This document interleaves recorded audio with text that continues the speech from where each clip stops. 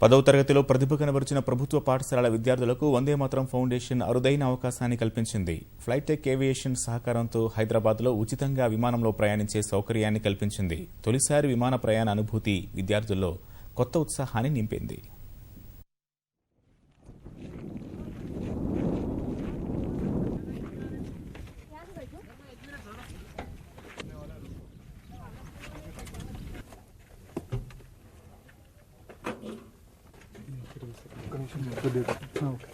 కూర్చున్న తర్వాత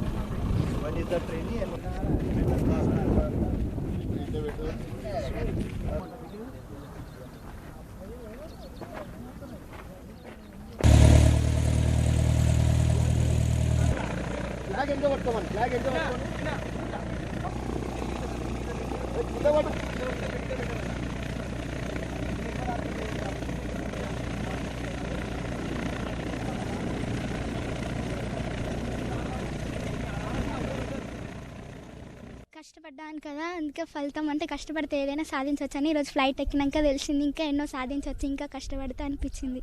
ఎప్పుడు ఎక్కలేదు కదా, ఏం జరుగుతుందన్న ఎంతూజియాజంగా ఉంది. అక్కడ ఎక్కాక చాలా ఎక్సైట్మెంట్గా ఉంది, చాలా అనుభూతి వర్ణించలేనిది. ఒక లక్ష్యాన్ని కరెక్ట్గా చేరుకోవాలంటే దానికి ముఖ్యమైన ఒక ప్రణాళిక ఉండాలి. ఎటువంటి సమయస్ఫూర్తి, ఆ సమయస్ఫూర్తి ఉంటే మనం ఎటువంటి లక్ష్యాన్నైనా ఈజీగా చేరుకోగలుగుతాం.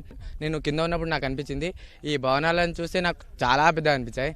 దాంట్లో పైకెక్కగానే అన్నీ ఇంత చిన్నగా అనిపించాయి. అంటే మన ఆలోచన చిన్నగా ఉంటే మనకి ఇంత చిన్న విషయమైనా ఇంత పెద్దగా అనిపిస్తుంది. అదే మన ఆలోచన పెద్ద అయితే మన ఎంత పెద్ద లక్ష్యమైనా మనకు చిన్నగా అనిపించి ఎంత సులువుగా దాన్ని చేరుకోవచ్చు. నిజంగా అసలు నేను ఈ ఏవియేషన్ చేస్తానని ఎప్పుడూ అనుకోలేదు.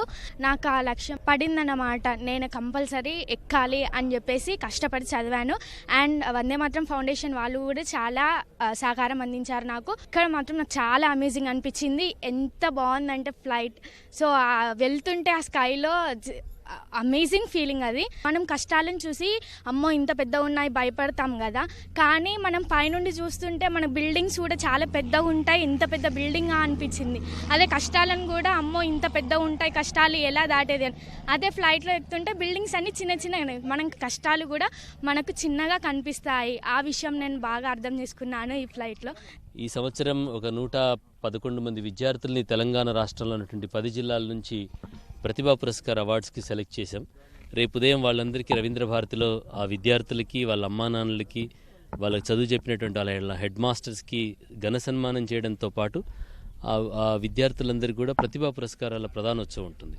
దానికంటే ముందు ఆ గ్రామీణ ప్రాంతం నుంచి వచ్చినటువంటి ఆ పేద విద్యార్థులకి ఈ ఉచిత విమానయానం అనేటువంటి ఒక మంచి అవకాశాన్ని ఫ్లైట్ టెక్ ఏవియేషన్ అకాడమీ వాళ్ళు ఇచ్చారు. ఒక గొప్ప అనుభూతికి లోనైతే వాళ్ళ లక్ష్యాలు చేరుకుంటే సమాజం వాళ్ళని ఎంతగా ఆదరిస్తుందనడానికి ఇది ఒక మంచి అవకాశం. పిల్లలకి same way other extra curricular యాక్టివిటీస్లో ఎక్సెల్ చేయడానికి ఒక మంచి ప్రోత్సాహనగా ఉంటుంది. ఇన్ఫ్యాక్ట్ గత 4 సంవత్సరం నుంచి వందే మాతరం ఫౌండేషన్ అన్ని రూరల్ గవర్నమెంట్ స్కూల్స్ నుంచి టాప్ చేసిన పిల్లలకి ఇలా ఒక చిన్న ప్రోత్సాహంగా చేస్తున్నారు. ఇది ఒక చాలా మంచి పని.